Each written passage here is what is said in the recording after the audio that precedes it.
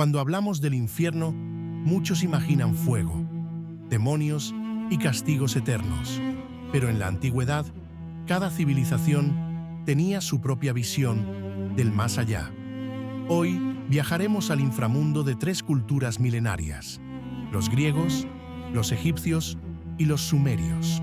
Para los griegos, el inframundo se conocía como Hades, en honor al dios que lo gobernaba. Pero no todo era fuego y tortura. Había zonas de castigo y también de recompensa. En cambio, los egipcios creían en un juicio espiritual. Si tu alma era más ligera que una pluma, pasabas.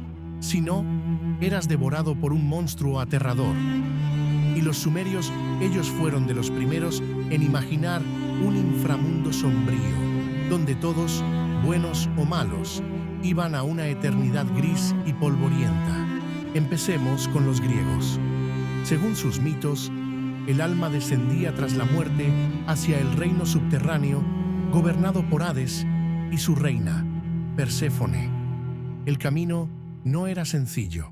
Primero, había que cruzar el río Estigia en una barca conducida por el barquero Caronte. Pero no te llevaba gratis. Necesitabas una moneda bajo la lengua. Quienes no eran enterrados con esa moneda quedaban atrapados, vagando por las orillas como fantasmas sin paz. Ya dentro del Hades, las almas pasaban por un tribunal de jueces: Minos, Radamantis y Eaco. Ellos decidían tu destino eterno. Los justos iban a los campos elíseos, una especie de paraíso de eterna tranquilidad, jardines verdes y luz suave. Los valientes, como los héroes de guerra, podían alcanzar las islas de los bienaventurados, un lugar aún más glorioso.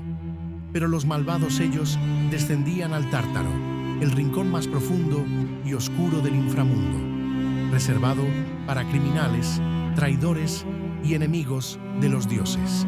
En el Tártaro, los castigos eran personalizados.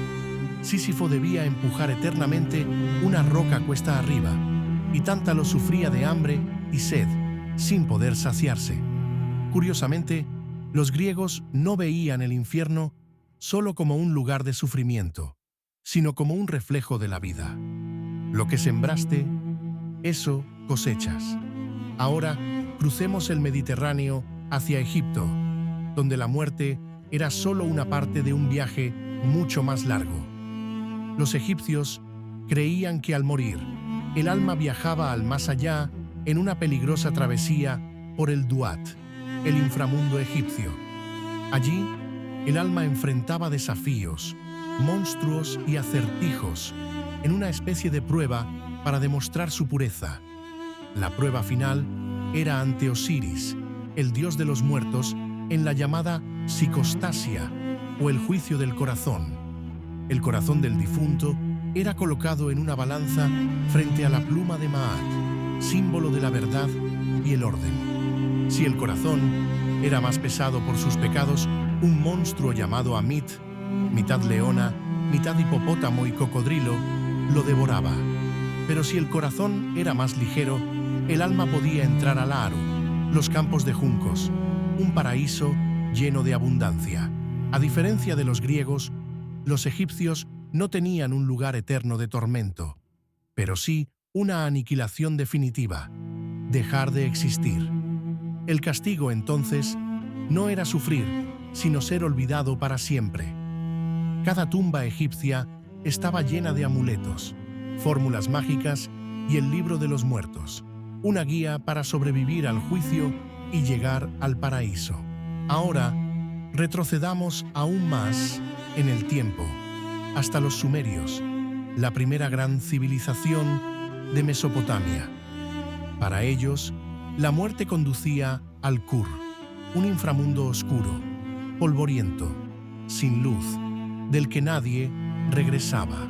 El Kur estaba bajo la tierra y gobernado por la diosa Ereshkigal, hermana de Inanna, la diosa del amor y la guerra. No había jueces, ni premios, ni castigos. En el Kur, todos comían polvo y bebían agua sucia, sin distinción. Lo que importaba no era si había sido bueno o malo, sino si tu familia te recordaba y te hacía ofrendas. Si eras olvidado, tu existencia allí era aún más triste, vagando entre sombras y lamentos. Los sumerios no tenían miedo del castigo eterno, sino del olvido, de desaparecer de la memoria de los vivos. Una de las historias más fascinantes de este inframundo es la del descenso de Inanna, quien desafió las reglas y entró al Kur. Fue despojada de sus ropas, su poder y su dignidad en cada una de las 7 puertas del infierno sumerio. Finalmente, murió, pero gracias a la astucia de sus seguidores, logró volver, aunque no sin consecuencias. En su lugar, su esposo Dumuzi fue enviado al Kur, iniciando así el ciclo de las estaciones según el mito sumerio. En las 3 culturas, el inframundo era un espejo del alma, un viaje, una prueba o una eternidad sin retorno. Para los griegos, el infierno era moral. Cada quien recibía lo que merecía. Para los egipcios, era una ceremonia de equilibrio y orden. Y para los sumerios, era una realidad inevitable, sin recompensas, donde la única esperanza era ser recordado. Coméntanos, ¿cuál de estas visiones del infierno te parece más inquietante? ¿La justa, la espiritual o la inevitable? Nos vemos en un próximo video.